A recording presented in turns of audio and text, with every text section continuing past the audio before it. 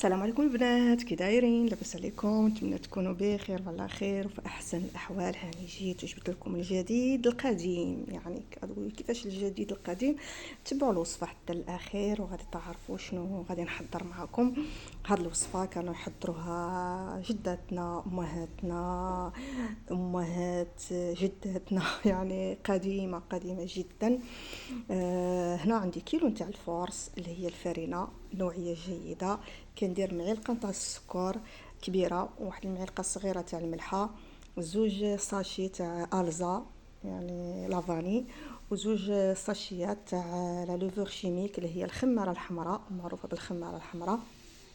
ما عرفتش علاش كيقولوها الخماره الحمراء يعني ما عرفتش، المهم اللي عارف يقولها لي هنا في الكومونتير. وبيضه وحده، وكنمزجوا هذيك البيضه هكا نخلطوها ونبقاو نزيدوا الماء شويه بشويه عاد باش تطلق لنا ديك البيضه مزيان. ماشي ضروري تطلقوها في واحد الزلافه، عاد ديروها في وسط تاع الدقيق وتبقاو تطلقوها هكا، راه عادي غادي تعجن. وغادي نزيدوا جوج معالق تاع الخل. الخل اي خل، سواء كان خل ابيض هو هذا الخل اللي كان عندكم موجود في الدار. صافي ونمشيو هكا ونبقاو نزيدو الماء شويه بشويه وحنا كنعجنو هاد الدقيق بغير بالماء، الماء عادي نتاع الروبيني. بهاد الطريقه هي العجينه ما خصهاش تكون مرخوفه وما خصهاش تكون قاصحه، تكون بحال العجينه تاع المسمن. هنا غادي نحطها على البلون دو طرافاي وغادي ندلكها، يعني ندلكها مزيان حتى تجمع لي، نحسها ولات ليس صافي، ونهزها واحد 3 دقائق ولا 4 ولا اقل، يعني المهم غير كتجمع لكم صافي، ماشي شي حاجه انكم خص تدلكو توليو تعاودوا تدلكو، ولا غير هكذا، لان حنا غنديروها في واحد الصاشيه نتاع البلاستيك وغادي تطلق بوحدها هاد العجنه.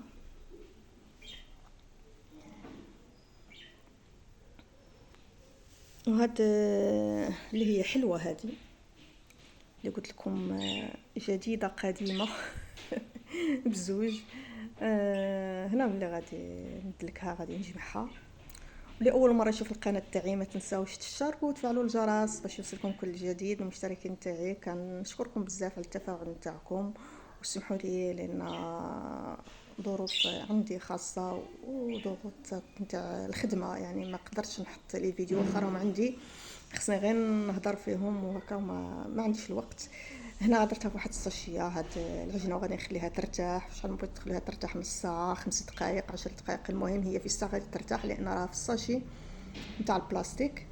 وصافي غادي هي حيدتها بعد ما ارتاحت وغادي نقطعها، نديرها كويرات صغار.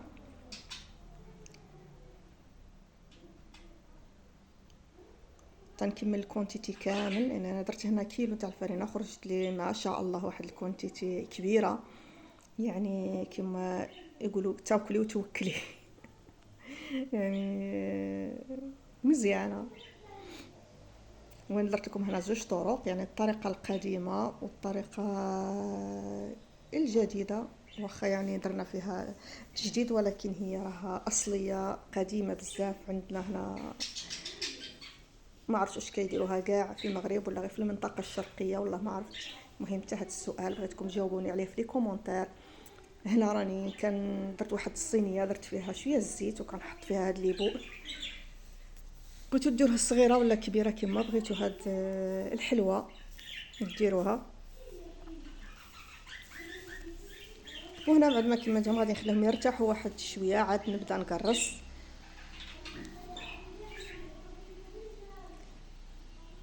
وقبل ما نبدا نقرص، يعني فين غادي نبدا نقرص بحال دركي هكا، راني درت واحد الغراف ولا كاسرونه درت فيها الزيت ودرتو يسخن على النار. هذه هي العجينه نتاعي، كندير هكا دويرات صغار بهذه الطريقه وكنهزها من الوسط كما غادي تشوفوا. انا هذه ما بينت لكمش، انا بينتها لكم طايبه، يعني داك المقطع مشالي، وغادي نعاود لكم واحد جوج مرات اخرين باش تشوفوا الطريقه.